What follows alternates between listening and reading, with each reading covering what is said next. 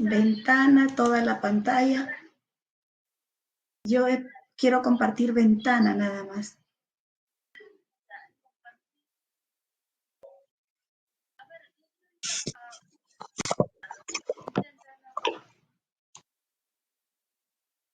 A ver, voy a intentar de nuevo.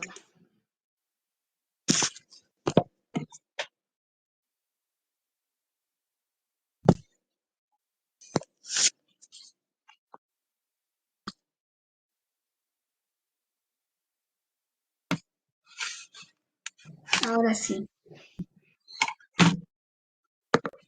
Dime tú.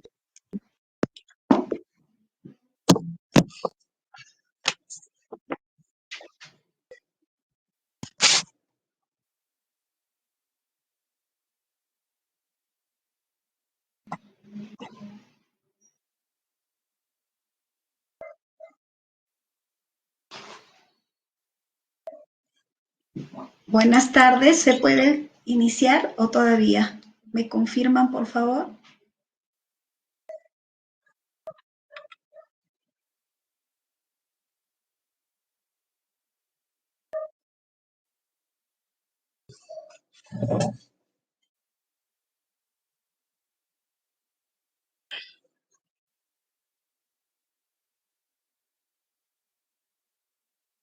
Ok.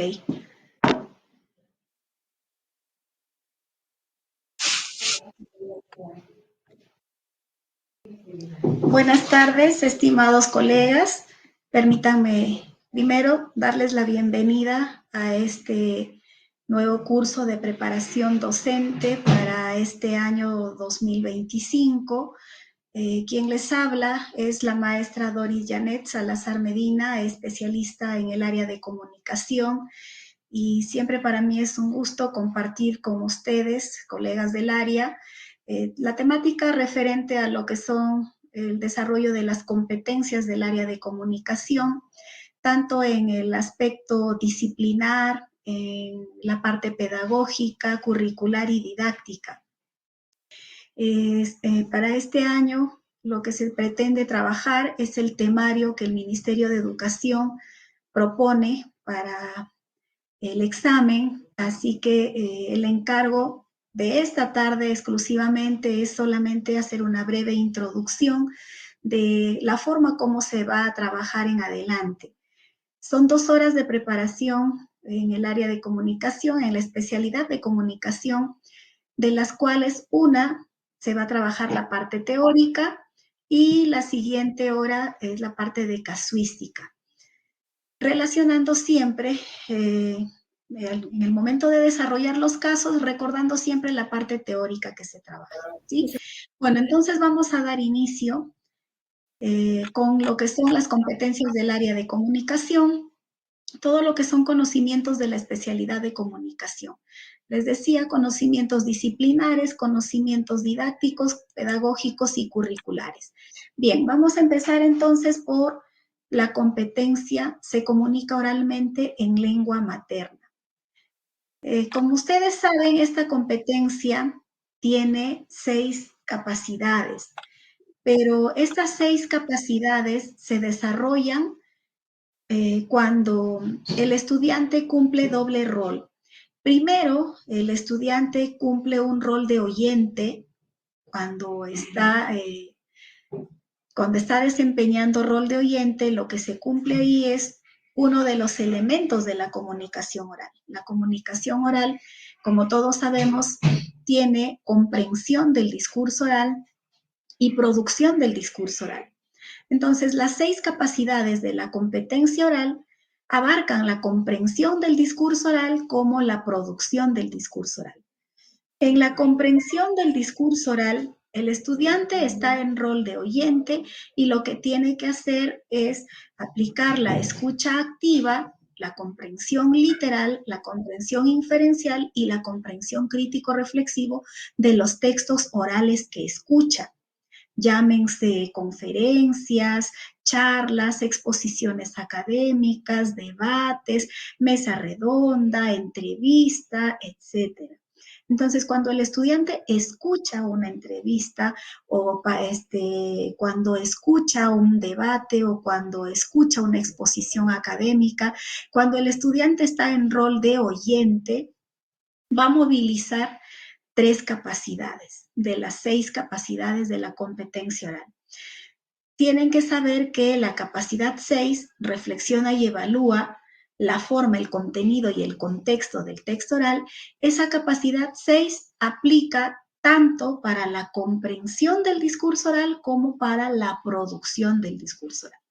Quiere decir que en la comprensión del discurso oral, el estudiante va a movilizar las capacidades 1, 2 y 6. Y cuando el estudiante está en rol de hablante y va a producir un discurso oral, ahí va a movilizar las capacidades 3, 4, 5 y nuevamente las 6. Entonces, en la modalidad de la comprensión del discurso oral, el estudiante tiene que obtener información del texto oral. Obtiene información, está relacionada con la información explícita, la información literal. Es decir, el estudiante va a tener que repetir literalmente lo que escuchó. Es decir, si el estudiante está, por ejemplo, escuchando una exposición académica, entonces el estudiante va a repetir literalmente de memoria lo que expresó el expositor. O si está participando en una entrevista, tiene que repetir de memoria literalmente lo que el entrevistador le preguntó o le dijo, ¿no? Entonces, aquí en la capacidad obtiene información del texto oral. El estudiante lo que va a hacer es repetir de memoria lo que dijo el hablante, lo que expresó el interlocutor. Pero ese es un nivel muy básico de comprensión, es un nivel mínimo de comprensión, muy necesario, muy importante, sí, pero es de un nivel mínimo de comprensión. Repite, recupera información explícita del texto oral que escucha, quiere decir que repite de memoria lo que escuchó del hablante, ¿sí? Entonces, ese se lo obtiene. La otra capacidad que va a movilizar el estudiante cuando está en rol de oyente es la capacidad infiere e interpreta información del texto oral. Y aquí, como ustedes pueden observar, esta capacidad tiene 2 habilidades cognitivas. Por un lado está la inferencia y por otro lado está la interpretación, que son 2 habilidades cognitivas diferentes. La inferencia implica que el estudiante deduzca información. A partir de la información explícita que brinda el hablante, el estudiante puede sacar conclusiones, puede hacer conjeturas, deducciones. Esas conjeturas o conclusiones a las que arriba el oyente después de escuchar los mensajes literales del hablante, a eso se le llama inferencia. Entonces, el estudiante infiere, por ejemplo, infiere las relaciones lógicas que hay entre las ideas que expresa el hablante, si hay relación de causa-consecuencia, si hay relación de problema-solución, etcétera, ¿no? Entonces, infiere información que no lo dijo literalmente el hablante, pero que sí se puede deducir a partir de lo que expresó literalmente. Entonces, la capacidad infiere es cuando el estudiante que está en rol de oyente deduce información a partir de la información que expresó explícitamente el hablante. Entonces, está el estudiante escuchando una exposición académica y a partir de esa información explícita que ha expresado el expositor, puede hacer unas deducciones y ahí está infiriendo. Y la otra capacidad de la comprensión oral es la capacidad reflexiona y evalúa la forma, el contenido y el contexto del texto oral. Perdón, antes de pasar a la capacidad 6, me faltaba explicar el interpreta. En la capacidad 2 vemos que hay infiere e interpreta. La interpretación se da a partir de la información que proporciona el hablante, a partir de la información que proporciona el texto en general, porque el texto oral proporciona dos tipos de información. La información explícita, que es la información que expresa literalmente el hablante, pero además está la información implícita, que es esas conclusiones, son esas inferencias o conclusiones o deducciones lógicas a las que ha arribado el oyente, el estudiante que está en rol de oyente. Entonces, cuando el estudiante va a interpretar, debe tener en cuenta tanto la información explícita como la información implícita. Y la interpretación implica que el estudiante que está en rol de oyente construya un sentido al texto oral que ha escuchado. Le construye un sentido y dice, bueno, el hablante me ha querido decir tal cosa con este texto. Entonces, ahí está interpretando el sentido global del texto. Entonces, la interpretación es una construcción que hace el oyente a partir de la información que le proporciona el texto oral, ¿no? Entonces, es diferente a la inferencia. Lo vamos a ver luego en casos. Bueno, y por otro lado, la tercera capacidad que el estudiante va a movilizar para la comprensión del discurso oral es el reflexiona y evalúa la forma, contenido y contexto del texto oral. Es el nivel de comprensión crítico-reflexivo.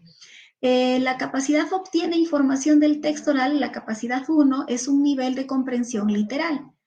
La capacidad 2 infiere e interpreta información del texto oral, es un nivel de comprensión inferencial.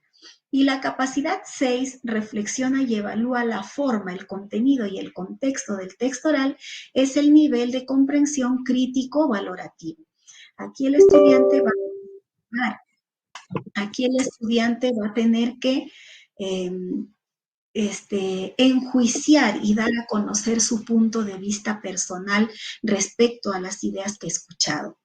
Entonces, en esta capacidad, cuando da un punto de vista personal sobre la información que ha brindado el hablante, ya sea la información explícita o implícita, ahí está reflexionando sobre el contenido del texto, porque va a dar una opinión personal sobre lo que le dijo el hablante, ¿no? Entonces, ahí reflexiona sobre el contenido, pero también puede reflexionar sobre la forma del texto oral. Reflexionar sobre la forma implica que en este caso el estudiante que está en rol de oyente va a dar un punto de vista personal sobre la forma como habló el hablante, cómo expresó sus ideas el hablante, si utilizó gestos, si hizo movimientos corporales, si utilizó cambios en la entonación de voz, si hizo pausas, detenimientos, etcétera, para que su mensaje sea mejor comprendido. Entonces va también a dar su opinión personal sobre la forma como expresó el hablante y qué estrategias aplicó el hablante. Ahí estaría reflexionando y evaluando la forma del texto. Pero también puede reflexionar y evaluar sobre el contexto del texto oral. Y en este caso, cuando se presenta información contextual, como por ejemplo lo que llamamos situación significativa, o en el caso de comunicación, la llamamos situación comunicativa, es una situación, si se quiere, un problema del entorno del estudiante que sirve de pretexto para retar, desafiar a que el estudiante se comunique oralmente. Entonces, planteamos siempre, al estudiante le planteamos una situación comunicativa, ¿no? Una situación problemática que lo desafía a hablar ante un público. Entonces, cuando le planteamos esa situación nos brinda información del contexto en el que se va a producir el texto oral. Y si al estudiante le decimos, por ejemplo, en nuestra institución educativa se va a aperturar el nuevo año escolar el día tal y los estudiantes van a dar un discurso de bienvenida a sus compañeros. Entonces, ahí hay un contexto en el que se va a producir el discurso oral, que es una exposición oral, ¿no? O un discurso oral. Entonces, si le hacemos que reflexione sobre el contexto del texto en el que va a producir su texto oral, ahí estaría reflexionando sobre el contexto del texto. Y, por ejemplo, si le preguntamos si va a dar una opinión acerca de que si las ideas que ha expresado en su discurso oral se han centrado en la situación que lo ha llevado a expresar el texto, entonces si da opinión sobre eso, ahí está reflexionando sobre el contexto del texto oral. ¿Ya? Entonces, esa es la capacidad de reflexión y evalúa la forma, el contenido y el contexto del texto oral. Bueno, entonces eso es respecto a la comprensión del discurso oral. Pero, como pueden observar, también tenemos producción del discurso oral. Aquí el estudiante va a estar en rol de hablante porque ya no va a ser el que escucha, sino va a ser a quien le van a escuchar. Él va a hablar para otros. Entonces acá, cuando él va a hablar para otros, cuando él va a producir el discurso oral, va a movilizar 4 capacidades. La capacidad 3, la 4, la 5 y nuevamente la 6. La capacidad 3, observen bien y lean bien, dice adecúa, organiza y desarrolla las ideas de forma coherente y cohesionada. Así como en la producción del texto escrito hay un proceso de planificación, textualización y revisión, también en la producción del discurso oral hay una fase o una parte que podríamos llamarle de planificación, pero que no es la planificación, sino se llama, en el discurso oral se llama adecuación. Entonces, ¿por qué adecuación? Porque el estudiante no va a producir un discurso oral sin haber planificado. Aquí tiene que planificar y previamente, primero tiene que partir de una situación. ¿Qué situación a mí como estudiante me está retando a producir un discurso oral? La apertura del año escolar 2025. Qué bueno. Entonces, esa situación eh, me está generando la necesidad de producir un discurso oral para mis compañeros. Entonces, ahí, primero en la planificación, lo primero que tiene que hacer el estudiante es adecuar el texto oral a la situación comunicativa. O también se le llama análisis de la situación comunicativa. Por favor, sus micrófonos. Parece que han activado sus micrófonos y me están interrumpiendo. Gracias. Bien, entonces les decía que en el adecua, lo primero que tiene que hacer el estudiante es analizar la situación comunicativa que le está generando la necesidad de producir un discurso oral. Entonces, ¿cómo analiza la situación comunicativa el estudiante?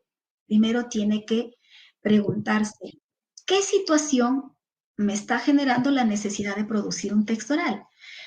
Y ahí se viene, ¿no? Todo el plan de escritura que se llama cuando se escribe un texto, cuando se planifica un texto escrito. Aquí también hay una matriz de planificación o de adecuación del texto oral. Y la primera pregunta es, ¿qué situación me está retando a producir un texto oral? Y la respuesta en la otra columna, porque siempre acostumbramos en la primera columna las preguntas, en la segunda columna las respuestas. Entonces, en esta parte, en la primera pregunta, ¿qué situación me está generando la necesidad de producir un texto oral? La respuesta sería la apertura del año escolar 2025.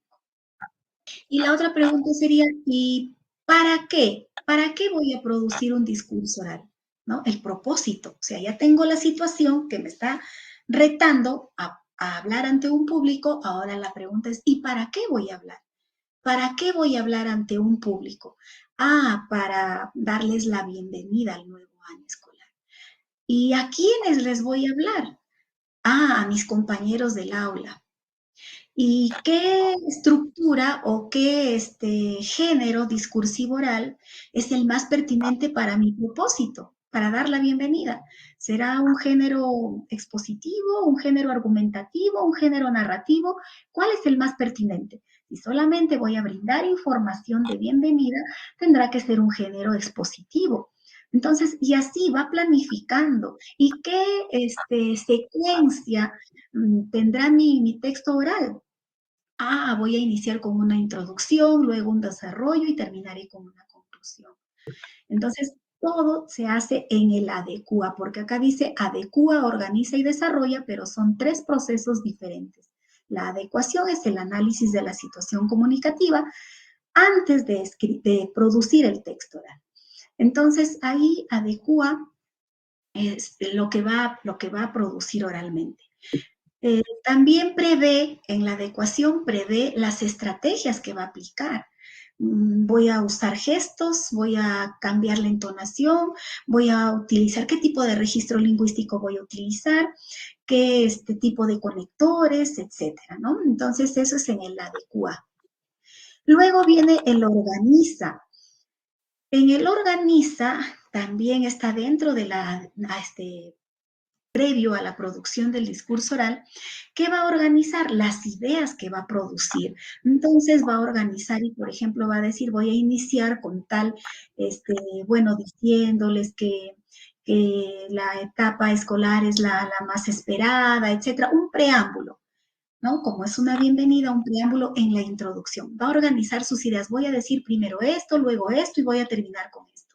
Hace un esquema previo, un esquema de ideas. Ahí está organizando las ideas. Y finalmente desarrolla las ideas.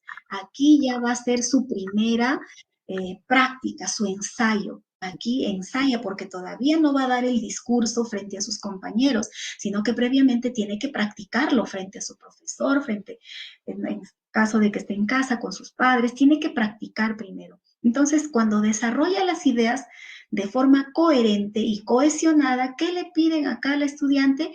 Que esas ideas que ya organizó, ahora las desarrolle. Una pequeña idea que puso para la introducción, la tiene que desarrollar añadiéndole nuevas ideas que pueden ser complementarias, secundarias o pueden ser o nuevas ideas principales, pero que van formando ese tejido que es el texto y ampliando la información. Entonces ahí va desarrollando sus ideas, esa idea principal la va acompañando con ideas secundarias y va formando el tejido, ¿no es cierto? Y los subtemas.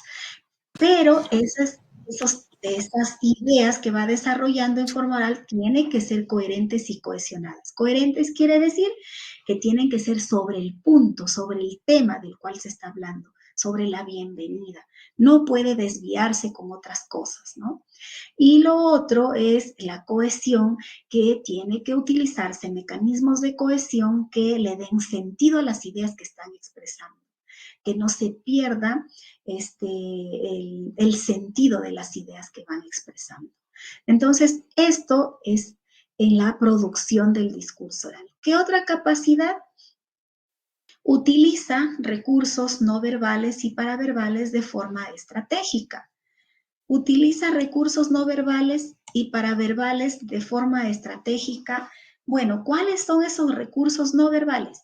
Los recursos verbales es el léxico, las palabras que conoce el estudiante, todos los sinónimos, antónimos, homónimos, parónimos, los hiperónimos, hipónimos, etcétera, todo el vocabulario del estudiante. Eso es el recurso verbal. El recurso no verbal es todo la kinésica, todo el movimiento corporal, las miradas, los guiños, el ceño fruncido, una sonrisa, un pulgar arriba, un encogimiento de hombros, en fin, todo lo que se comunica con el cuerpo, ese es el recurso no verbal, todo lo que se hace con el cuerpo.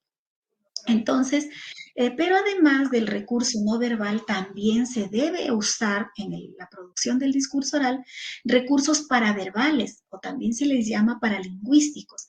¿Cuáles son los recursos paraverbales o paralingüísticos? Bueno, son todos aquellos sonidos que también se emiten en el discurso oral, pero que no son articulados, porque los sonidos articulados son los recursos verbales, las palabras.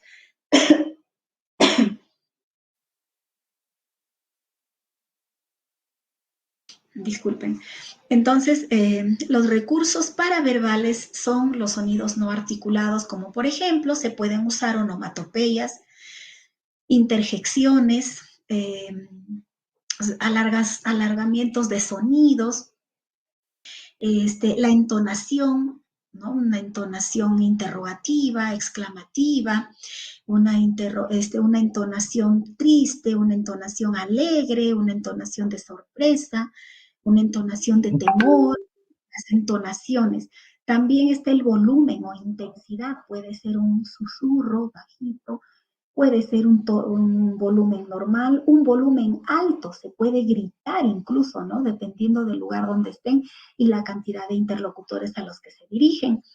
Entonces, se debe usar, además de las palabras, se debe acompañar, reforzar ese recurso verbal con recursos no verbales y recursos paraverbales, pero siempre de forma estratégica, ¿no? Porque a veces, como la enseñanza tradicional, por ejemplo, se nos enseñaba a declamar siempre con todos los poemas, así sean de diferentes temáticas, Día de la Madre, Día del Padre, Día del Maestro, la primavera, el Día del Agua, lo que fuere. Los poemas cambian de temática, pero la declamación siempre es la misma, ¿no? Mano arriba, la otra mano, y siempre lo mismo. Entonces ahí no se está utilizando el recurso no verbal de forma estratégica, porque de forma estratégica quiere decir que lo vamos a utilizar cuando es oportuno y el movimiento corporal preciso, pertinente para el mensaje que se está expresando. Si digo, mi madre querida, pues tengo que cogerme el pecho en señal de amor, etcétera, ¿no? Entonces, no siempre la mano. Entonces, recursos no verbales o paraverbales, pero usarlos de manera estratégica. Por otro lado, la capacidad que interactúa estratégicamente con distintos interlocutores. ¿Qué quiere decir interactuar? Interactuar quiere decir intercambiar mensajes.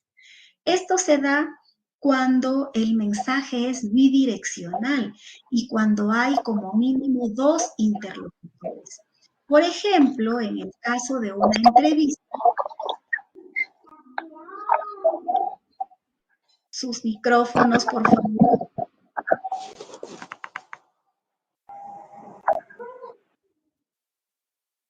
Gracias.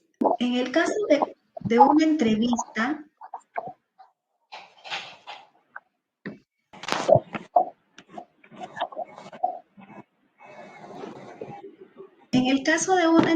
por ejemplo, obligatoriamente hay un entrevistador y un entrevistado. El entrevistador es el que plantea las preguntas al entrevistado y el entrevistado es el que responde las preguntas que le formula el entrevistador. Entonces aquí se va a movilizar la capacidad 5. Solamente cuando el discurso es bidireccional, es decir, que el mensaje va y viene, el entrevistador formula la pregunta, ahí el entrevistador está en rol de hablante y el entrevistado está en rol de oyente porque tiene que escuchar la pregunta, comprenderla y luego emitir la respuesta. Entonces acá, cuando el entrevistador formula la pregunta, el entrevistado escucha, comprende y responde la pregunta. Cuando el entrevistado responde la pregunta, abandona su rol de oyente y se convierte en hablante. Entonces el mensaje es bidireccional porque va y viene. Emite un mensaje. Gobierno regional. Por favor, si pueden desactivar los micrófonos de los participantes porque me están interfiriendo y no puedo avanzar. El administrador, por favor, si me puede... Al aire. ¿Podrían desactivar los micrófonos, por favor? Hola.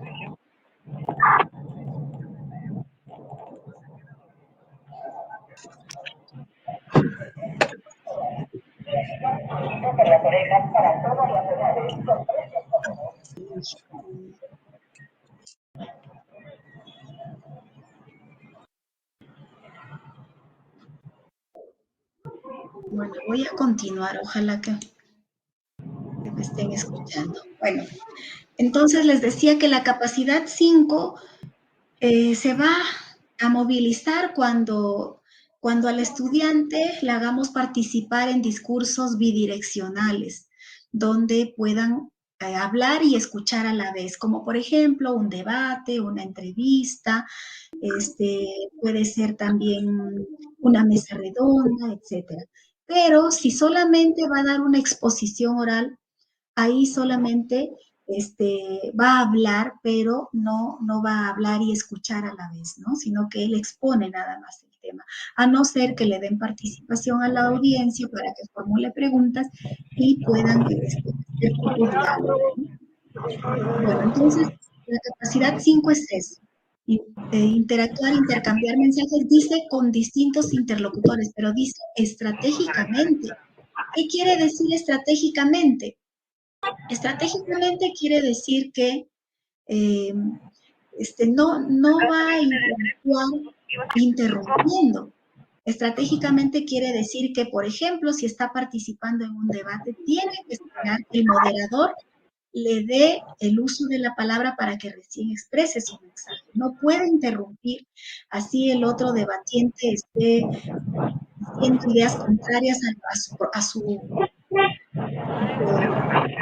de vista, pero no puede interrumpirlo, no debe interrumpir. Entonces, interactuar estratégicamente con distintos interlocutores implica que tiene que respetar las ideas de los otros interlocutores.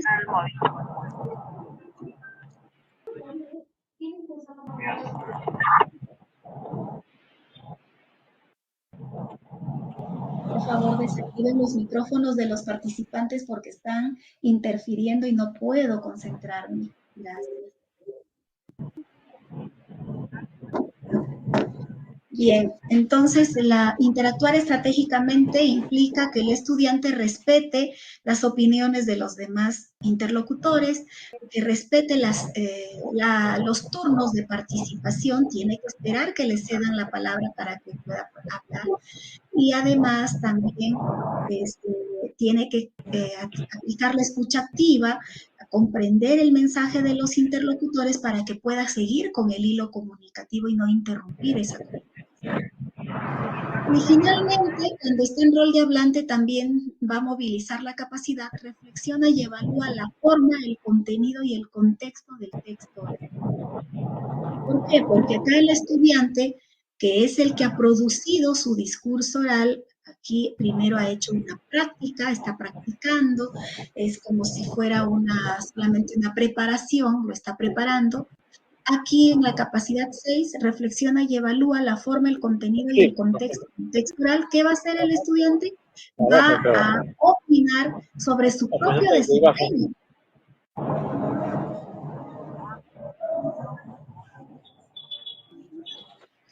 Va a opinar sobre su propio desempeño, es decir, va a autoevaluarse, es decir, va a reflexionar y evaluar sobre la forma, cómo se expresó, porque está revisando su participación oral, se graba el audio o el video para que pueda repasar, revisar la forma como habló. Utilizó los términos adecuados, el léxico o el registro lingüístico fue el pertinente, los conectores que utilizó fueron los adecuados, las palabras, el léxico que ha utilizado ha sido el adecuado o ha habido pobreza lexical, ha habido repetición de ideas, etcétera.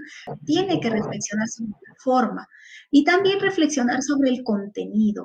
Las ideas que expresó ¿han desarrollado el tema en subtemas o repitió el mismo subtema todo el discurso oral? Ha sido ¿Ha habido vacíos de información, faltó información o ha habido repetición de ideas? Ese es el contenido del texto, ¿no? Entonces ahí el estudiante autoevalúa su propio desempeño como orador. Bueno, esas son las capacidades de la competencia oral que se van a movilizar cuando el estudiante está en rol de oyente y de hablante. Dicho sea de paso, estas capacidades el estudiante tiene que movilizarlas todas. Por eso que cuando elaboren sus planes de clase, primero se tiene que planificar sesiones para la comprensión del discurso oral y después para la producción del discurso oral.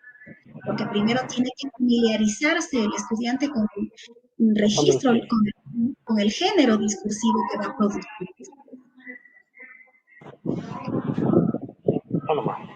Maestra, buenas tardes. Que lo desactiven el maestro segundo, por favor. Está que interrumpe la capacitación, por favor.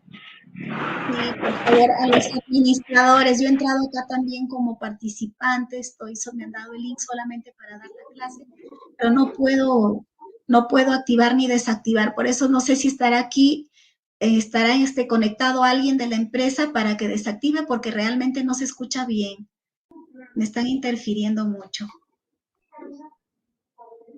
Bueno, vamos a continuar con la competencia lee. Lee diversos tipos de textos escritos en lengua materna. Esta competencia tiene 3 capacidades. Y bueno, estas 3 capacidades también se han elaborado pensando en los 3 niveles de comprensión lectora. Tenemos por un lado el nivel de comprensión literal, obtiene información del texto escrito. Por otro lado, el nivel de comprensión inferencial, que es infiere e interpreta información del texto, y el nivel crítico valorativo, que responde a la capacidad, reflexiona y evalúa la forma, el contenido y el contexto del texto escrito. Entonces acá tenemos 3 capacidades que responden a los 3 niveles de la comprensión lectora. La capacidad obtiene información del texto escrito.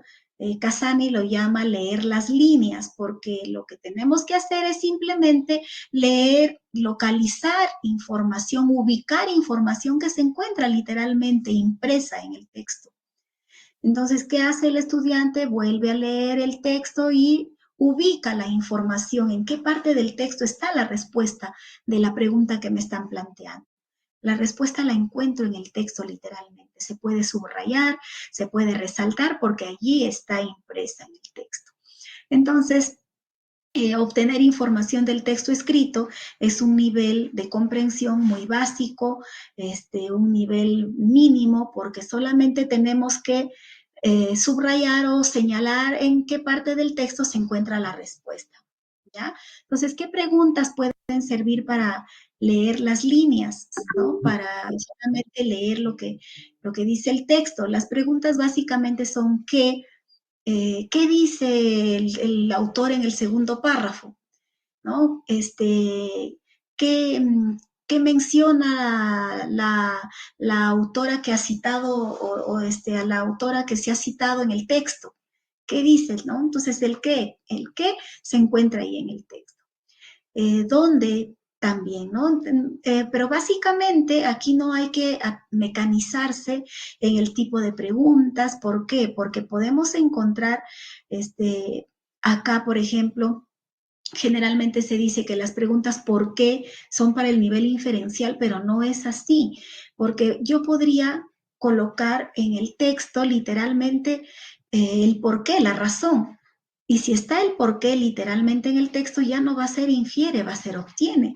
Entonces, la única, lo único que debemos tener en cuenta acá para saber si es del nivel de la capacidad obtiene, es ver que se encuentre la respuesta literalmente en el texto, que se encuentre la información en alguna parte del texto.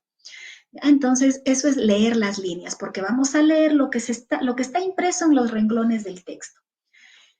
La otra capacidad es la capacidad que infiere e interpreta información del texto. Infiere es hacer deducciones lógicas. es sacar conjeturas o conclusiones a partir de lo que dice el texto literalmente. En el texto podemos encontrar literalmente información acá, tal y como lo dice el autor, ¿no? Pero a partir de esa información se puede sacar conjeturas, deducciones. Por ejemplo, si en el texto literalmente dice que el fenómeno El Niño aparece en épocas navideñas, y le pregunto al estudiante en qué mes aproximadamente se produce el fenómeno del niño. El estudiante deduce a partir de lo que dice el texto literalmente. Dice literalmente que aparece en épocas navideñas. Entonces él deduce que es en diciembre, porque Navidad se celebra en diciembre. Entonces, si le pregunto en qué mes aproximadamente se presenta el fenómeno del niño, en diciembre. ¿Lo dijo el texto literalmente? No lo dice literalmente. Y a partir de la información literal del texto, se ha podido deducir También que aparece hace bulla, pues, cuando duerme. Tú también. No, tú te mueves también, ¿qué le va a dar? sus micrófonos, colegas, por favor, desactiven sus micrófonos, porque estamos escuchando todas sus conversaciones. Bueno, entonces continuamos. Les decía que infiere es deducir información implícita a partir de la información explícita. Ojo, no se puede hacer deducciones de la nada, de lo que yo creo, de lo que yo pienso. Las deducciones se obtienen a partir de lo que dice el texto literalmente. Entonces, si literalmente dice que el fenómeno del niño aparece en épocas navideñas, yo deduzco que Navidad se celebra en diciembre, entonces fenómeno del niño aparece en diciembre. Entonces, las inferencias son las conclusiones a las que arriba el lector a partir de lo que dice el texto literalmente. Y la otra capacidad, aparte de inferir, es el interpreta. Interpreta información del texto. Implica encontrarle el mensaje al texto. ¿Qué mensaje me quiere dar a conocer el autor? ¿Cuál es el mensaje? Es la construcción que yo como lectora hago a partir de lo que me dice el texto, tanto en la información literal como la información implícita. A partir de esa información explícita que me proporciona el texto y a partir de esas deducciones las que yo saqué del texto, a partir de esa información puedo construir un significado al texto. Y ese significado es ese mensaje que me quiere dar a conocer el autor del texto. Entonces, la interpretación es una construcción que hace el lector a partir de la información implícita y explícita que proporciona el texto. Y lo hace siempre teniendo en cuenta también sus saberes previos y los saberes que tiene del contexto. Porque si no tiene saberes previos y tampoco conoce el contexto, no va a poder interpretar. ¿Sí? Entonces, esa es la interpretación. Y por último, tenemos la capacidad, reflexiona y evalúa la forma, el contenido del texto escrito. Bueno, lo que normalmente antes de pasar a la capacidad 3, en la capacidad 2, lo que normalmente se infiere, las inferencias son, por ejemplo, el propósito. El propósito del autor. El texto nunca trae explícitamente el propósito.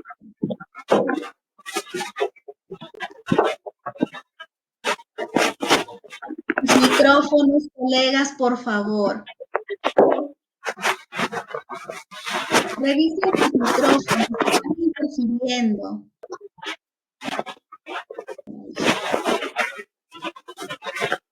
Maestro Huber, por favor apaga su micrófono, déjanos escuchar.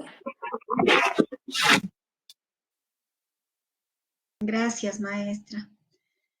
Bueno, entonces les decía que en la capacidad infiere, normalmente lo que se deduce o se infiere es el propósito, el tema. ¿Por qué? Porque ningún texto trae explícitamente impreso el propósito. No dice el autor de este texto lo ha escrito con la finalidad tal. No dice el texto, viene el título y el texto, a veces ni el título, pero nunca trae el propósito explícito. Entonces, lo que normalmente hay que deducir, hay que inferir es el propósito del texto.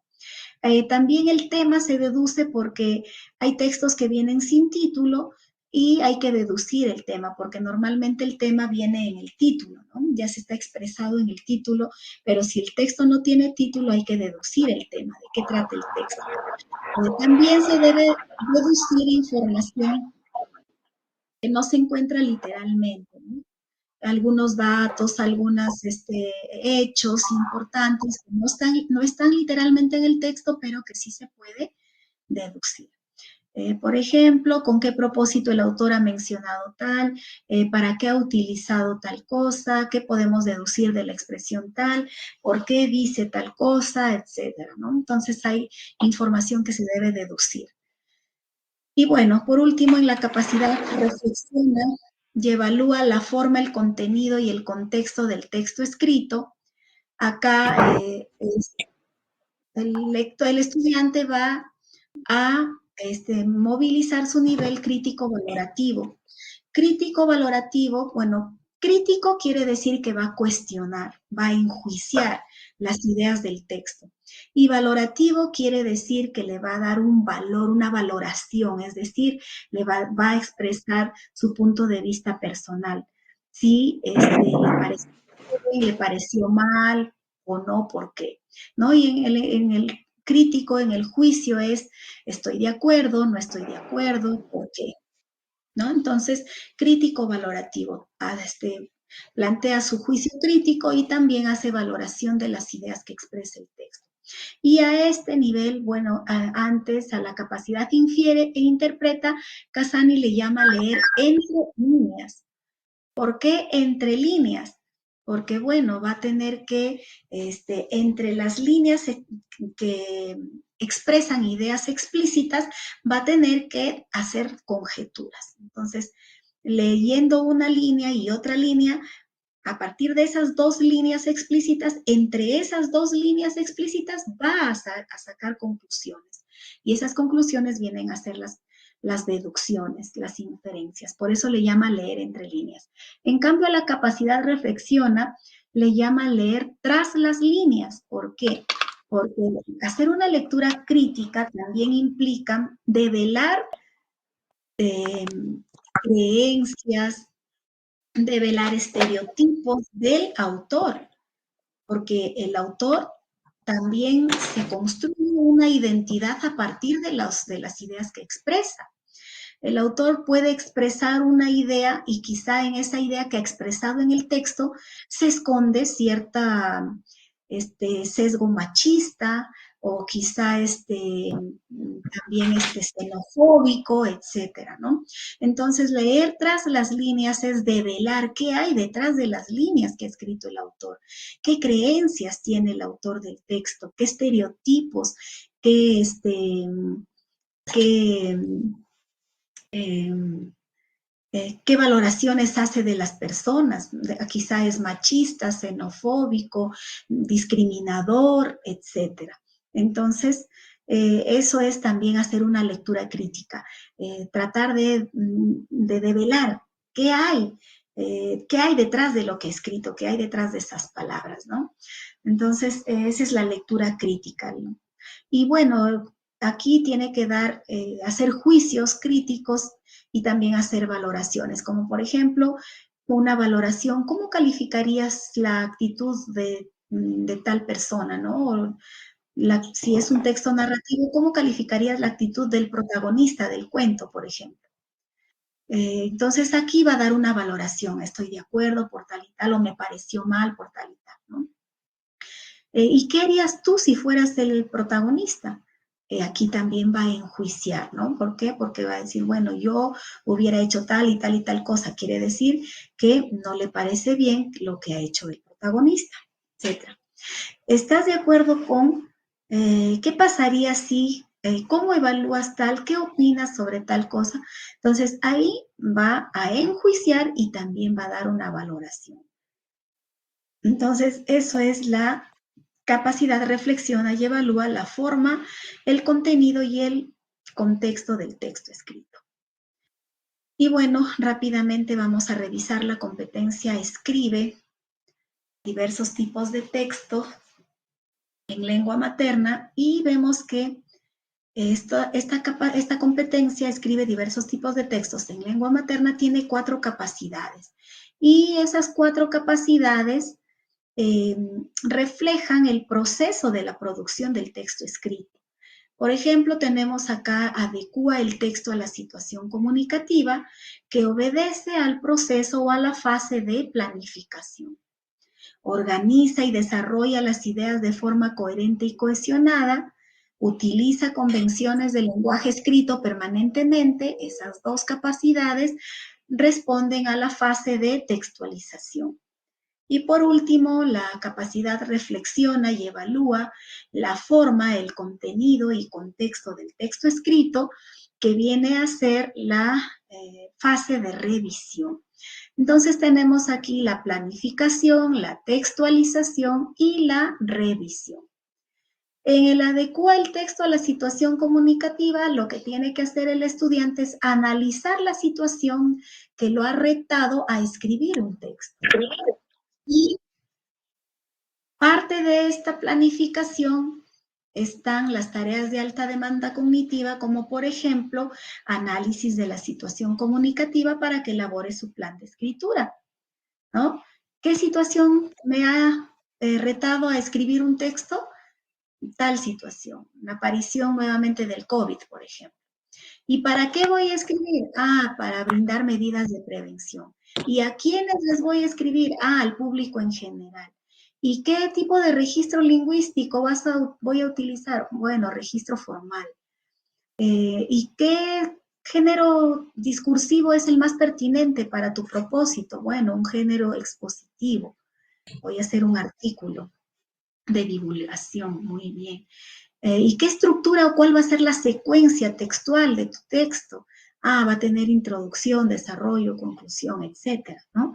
Entonces, la adecua el texto a la situación comunicativa es hacer el plan de escritura, pero no solo eso, porque como aquí estamos en la fase de planificación, una vez que ya tiene claro qué es lo que va a escribir, para qué va a escribir, a quién le va a escribir y qué tipo de texto va a escribir, ahora lo que tiene que hacer es generar ideas que va a escribir, ideas que luego las va a textualizar.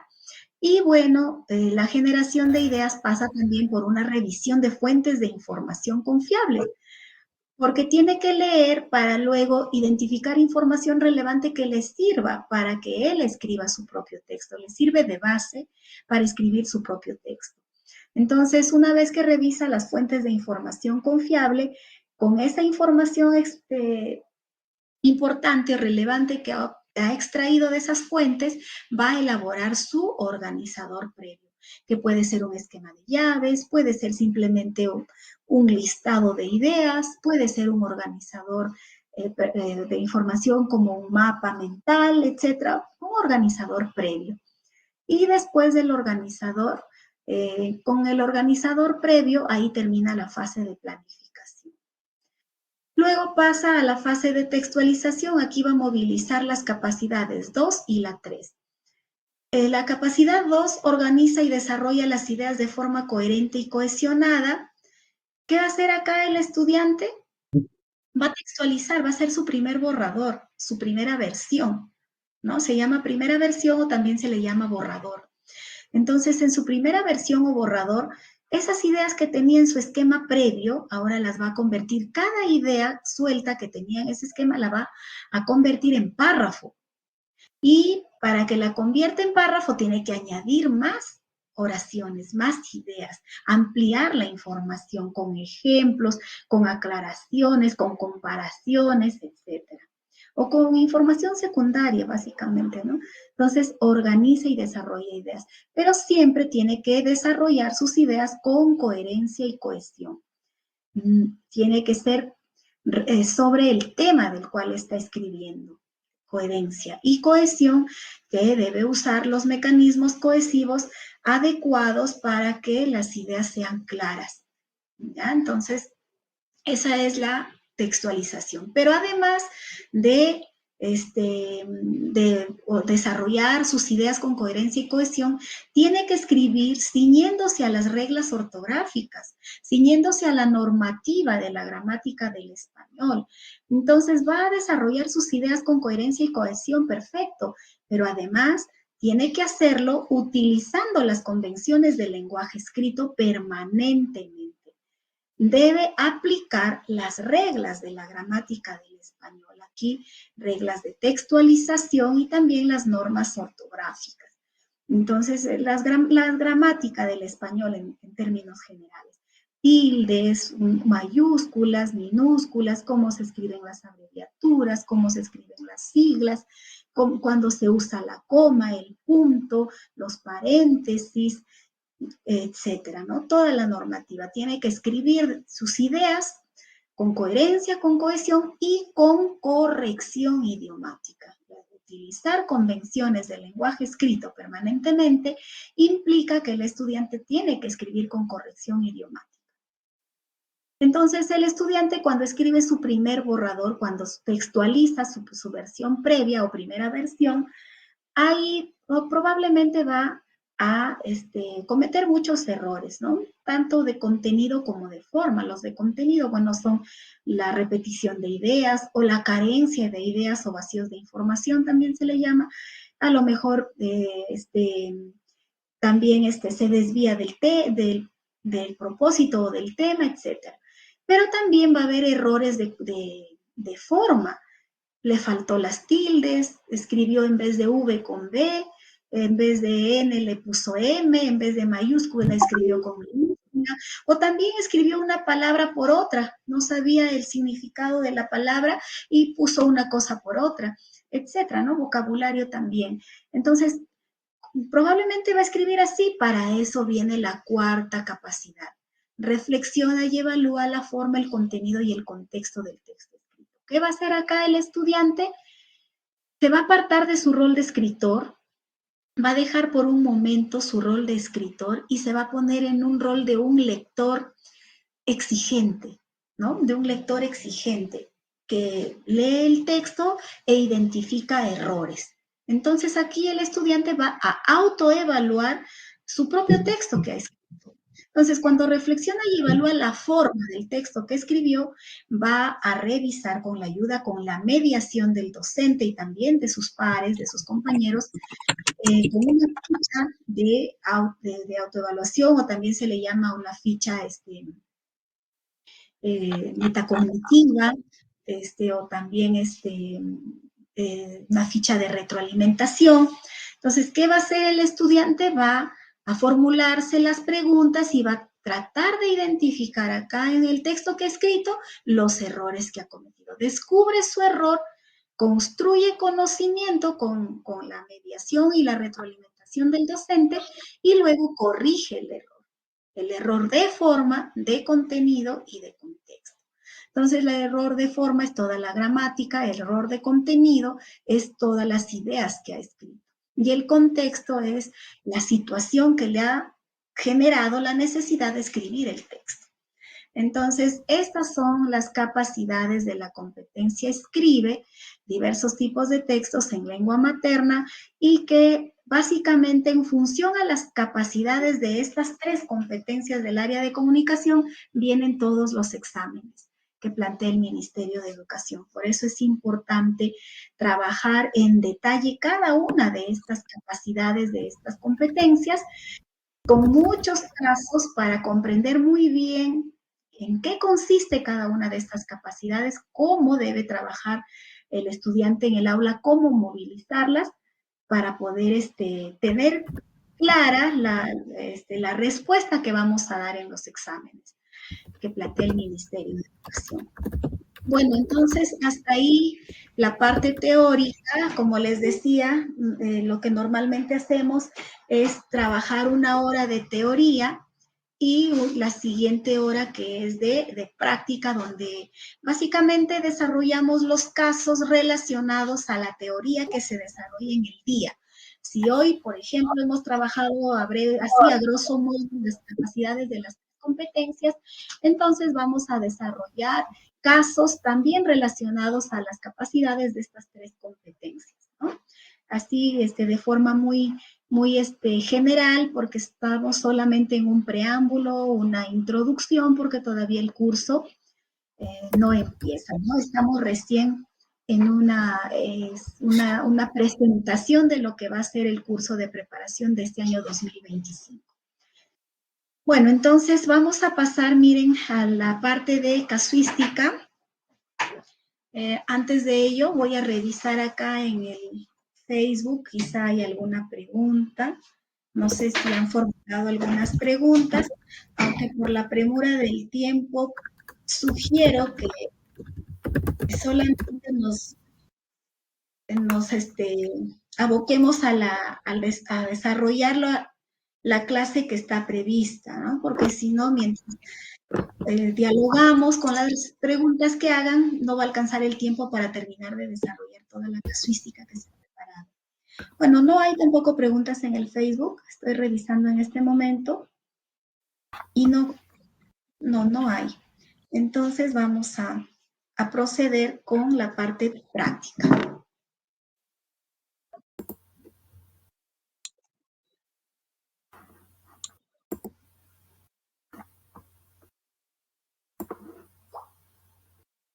Bien, así en el mismo orden en el que hemos trabajado la parte teórica, las competencias del área de comunicación en el orden en el que se presentan en el currículo nacional. Así, en ese mismo orden vamos a desarrollar también la casuística. Vamos a iniciar con casos relacionados a la competencia se comunica oralmente en lengua materna. Luego, casos de la competencia lee diversos tipos de textos escritos en lengua materna. Y finalmente, casos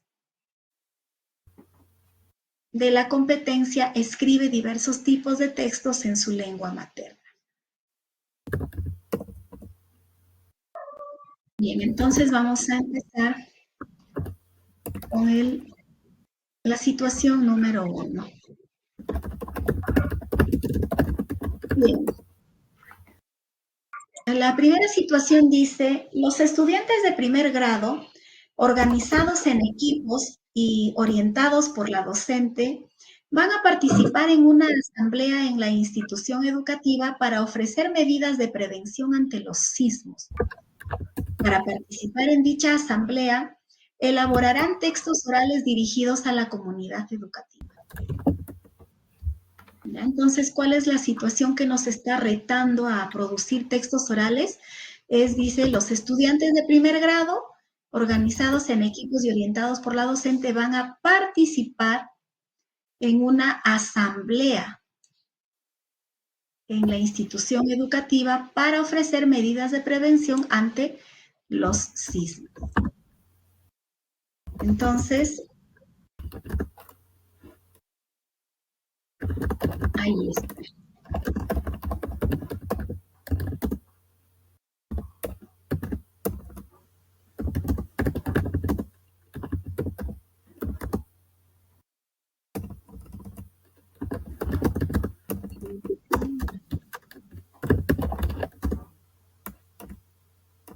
Ahí está. Entonces van a participar en una asamblea en la institución educativa.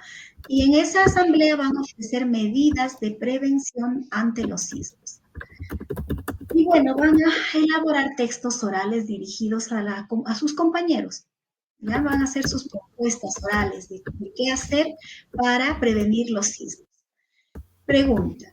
Con el fin de contribuir al proceso de planificación de los textos, la docente busca recoger los saberes previos de los estudiantes acerca del aporte de que se escuchen activamente para trabajar en equipo. En este contexto, ella les pide que realicen comentarios sobre ello.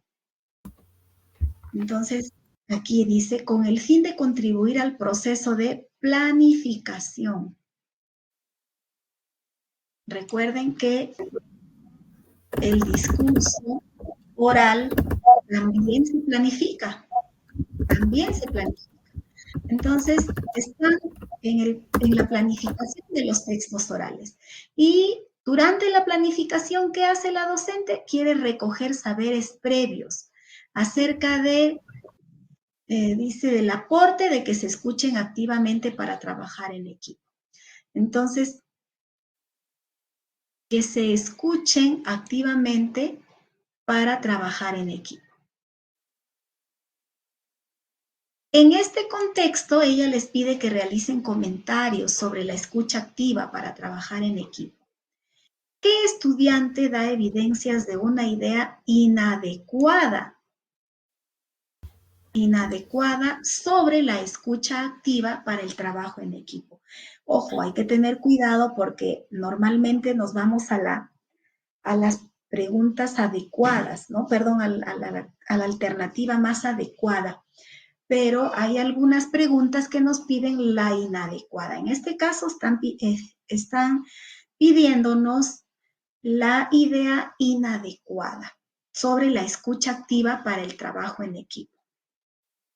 Anaí dice, en el diálogo que tengamos los equipos, quienes escuchan pueden hacer preguntas sobre lo que se está tratando para que comprueben si están entendiendo el tema o no. Bartolomé dice, en la conversación de los equipos, los que escuchan deben evitar realizar cualquier tipo de comentario para mostrar respeto a quien está hablando sobre el tema. Casimiro dice, en las discusiones de los equipos, las personas que escuchan podrían expresar mediante ciertos gestos que siguen el hilo del tema del cual se está conversando. Si están dialogando entre compañeros porque están haciendo un trabajo de equipo, para la parte de la escucha activa es hacer preguntas sobre lo que están conversando para que verifiquen si están entendiendo el tema o no. ¿Eso es correcto o incorrecto? Pueden hacer preguntas para verificar si están comprendiendo lo que se está conversando en el equipo. ¿Es correcto o incorrecto? No puede hacer preguntas si se escucha activa. Sí, sí se puede hacer preguntas. La escucha activa es comprender el discurso oral, es tomar apuntes, es prestar atención para comprender las ideas que están expresando los interlocutores. Es correcta, sí se puede hacer preguntas para verificar si están comprendiendo, porque no pueden continuar si no comprenden las ideas que están presentando sus compañeros, no se puede continuar con el diálogo. Tiene que haber comprensión. La A es correcta. La escucha activa es comprender las ideas del texto oral y para que comprendan pueden ir haciendo anotaciones, pueden prestar mucha atención para comprender las ideas del texto, es parte de la escucha activa. ¿Ya? Entonces, la A sí es adecuada. La C dice, las personas que escuchan podrían expresar mediante ciertos gestos que siguen el hilo del tema del cual se está conversando, están conversando, por ejemplo, el equipo está formado por 4 integrantes y uno está hablando y los otros 3 están escuchando.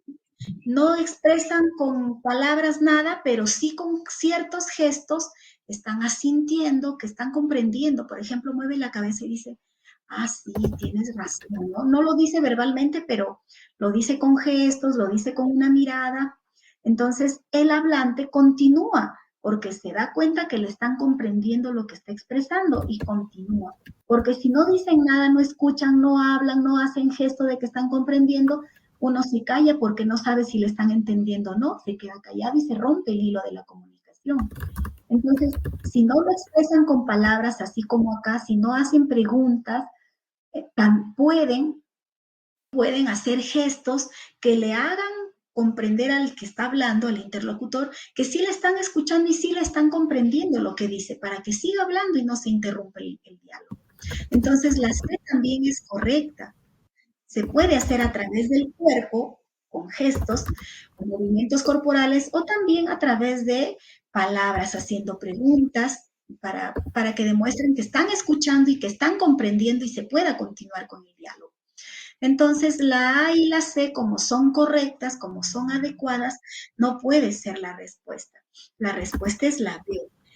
¿Por qué? Porque en la B dice, los que escuchan deben evitar realizar cualquier tipo de comentario. O sea, la escucha activa es que no hagan ningún tipo de comentario, que eviten hacer cualquier pregunta, cualquier expresión oral. Esa no es escucha activa. La escucha activa es tomar apuntes de las ideas importantes que está escuchando, es hacer preguntas sobre algo que está escuchando para ver si es correcto lo que está comprendiendo o no.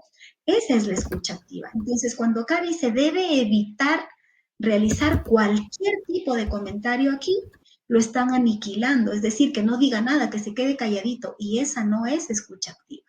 Entonces, la inadecuada es la B, ¿sí?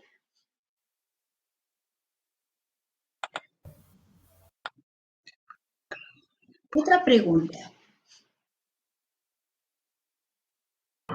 Después de planificar su texto oral, un estudiante está practicando su exposición, cuyo propósito es ofrecer las medidas que se pueden tomar en los hogares.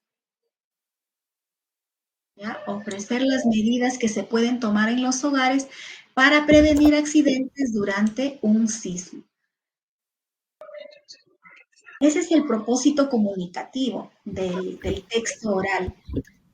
Ofrecer medidas que se pueden tomar en los hogares para prevenir accidentes durante un sismo. Pero, ojo, acá dice que está practicando su exposición. Está practicando su exposición. Quiere decir que todavía no está dando la exposición ante la comunidad educativa, sino que está practicando ante sus compañeros o ante su docente, está preparándose recién, ¿no? Está ensayando. Y su propósito es brindar medidas que se pueden tomar en los hogares para prevenir accidentes durante el sismo. El estudiante ha grabado en audio su texto oral y se lo ha presentado a la docente. Este es un fragmento de su exposición. Este es un fragmento que se escucha en el audio. Y dice, buenas tardes a toda la comunidad. Ante un sismo, las medidas que uno puede adoptar en casa son varias. La más importante es conservar la calma y evitar salir corriendo. También hay otras medidas que son igual de relevantes. Podemos aplicarlas tanto en la casa como en cualquier lugar donde nos encontremos. Recuerden que lo importante es mantener la calma. Muchas gracias.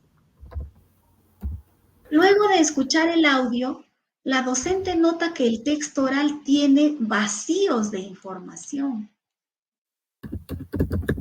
que dificultan que el estudiante logre su propósito comunicativo. Por ello busca ofrecerle una orientación para que identifique ese problema en su texto oral. ¿Cuál de las siguientes acciones pedagógicas es más adecuada para ello? Miren, en el discurso oral del estudiante hay vacíos de información. ¿Qué cosas son los vacíos de información? Así como un problema de coherencia es la repetición innecesaria de ideas, o sea, la misma idea la repiten 3, 4, 5 veces. 5 párrafos, pero en los 5 párrafos repite la misma idea, parafraseándola o como sinónimos, etc.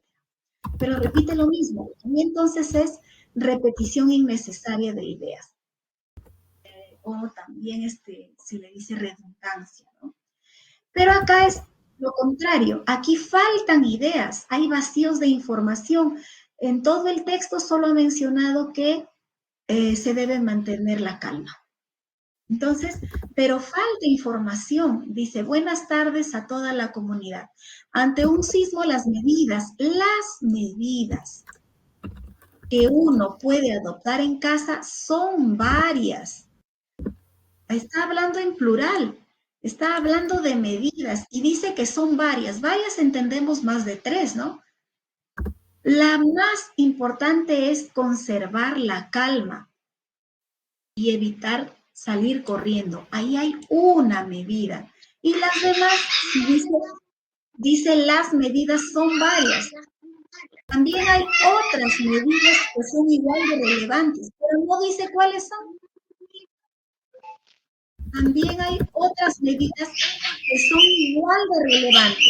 ¿Pero cuáles son esas otras medidas que también son relevantes? Por favor, sus ¿Qué audios. dice de esto? Por favor, de esas cositas que dije, tápame. ¿Cuál cosita? Entonces, dice, también hay otras medidas que son igual de relevantes. Ahí está el vacío de información, porque menciona que hay otras medidas que son igual de importantes, pero no las menciona cuáles son esas otras medidas. Aquí está la falta de información, aquí está el vacío de información. Dice que podemos aplicarlas. Dice que podemos aplicarlas tanto en la casa como en cualquier lugar donde nos encontremos, pero ¿cuáles? ¿Cuáles podemos aplicarlas tanto en la casa como en cualquier lugar? No dice cuáles son esas otras medidas.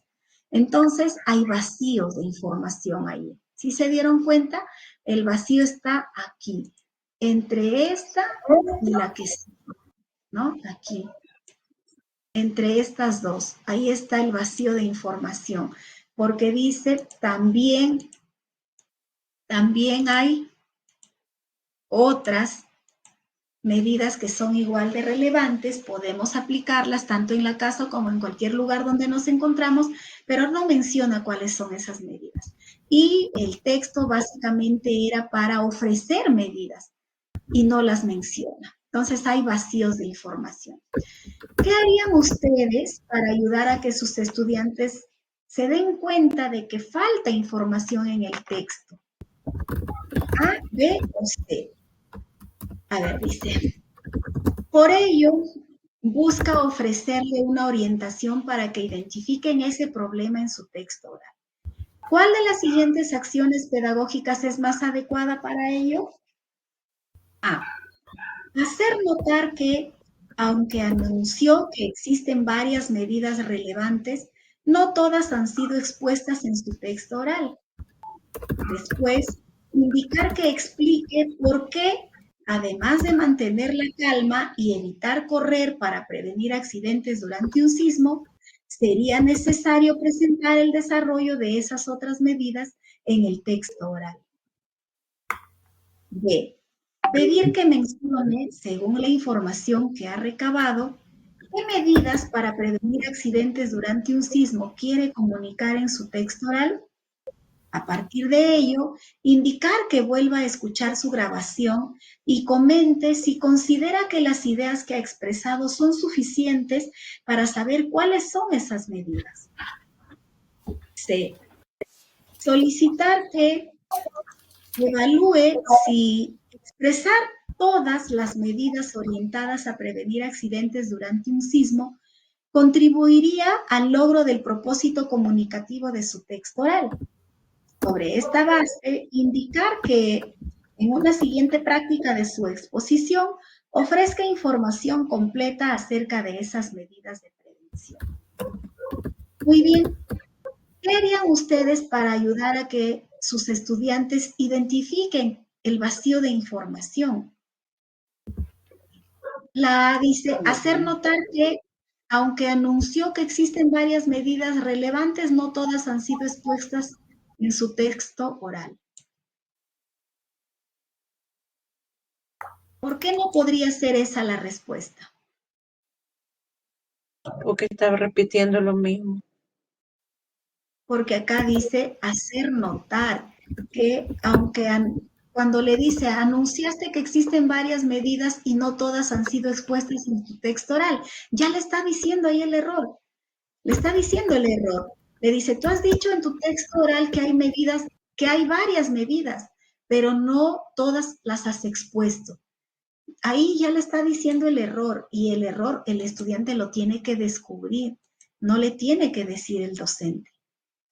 Y después le indica, le dice, explícame por qué, además de mantener la calma y evitar correr para prevenir accidentes durante un sismo, sería necesario presentar el desarrollo de otras medidas. Ahí ya le está diciendo también que es necesario presentar otras medidas. Entonces, prácticamente le está diciendo el error y le está diciendo cómo corregirlo. Entonces, el docente no debe decirle el error. Tiene que hacer que el estudiante descubra reflexivamente, razonando, pensando. Igual que en la C. Le dice, a ver, evalúa si expresar todas las medidas orientadas a prevenir accidentes durante un sismo contribuiría al propósito comunicativo de tu texto. Le dice que evalúa a ver si todas las medidas contribuyen, va a decir que sí, y sobre esa base le va a indicar, le dice, mira, en tu siguiente práctica tienes que ofrecer información completa sobre esas medidas, porque te ha faltado. También le está diciendo el error. Entonces no es la respuesta la C. La respuesta es la B. Le dice, a ver, mencióname. Según la información que has recabado, porque ha tenido que revisar fuentes de información, según la información que has revisado en tus fuentes de información confiable, ¿qué medidas para prevenir accidentes durante un sismo quieres comunicar en tu texto oral? ¿Qué medidas quieres comunicar? Ah, tal y tal y tal. Ah, qué bueno, interesantes tus medidas. Y, a ver, vuelve a escuchar tu grabación y coméntame si todas las ideas que has expresado son suficientes. Ahí va a descubrir que en su discurso oral solo ha mencionado una, habiendo revisado en las fuentes otras, pero no las había mencionado. Entonces ahí se va a dar cuenta que, se me olvidó, me faltó tal y tal. Solito descubre su error y solo descubre cómo corregirlo, ¿no? Lo vuelve a incorporar, lo incorpora. Entonces aquí la respuesta es la B.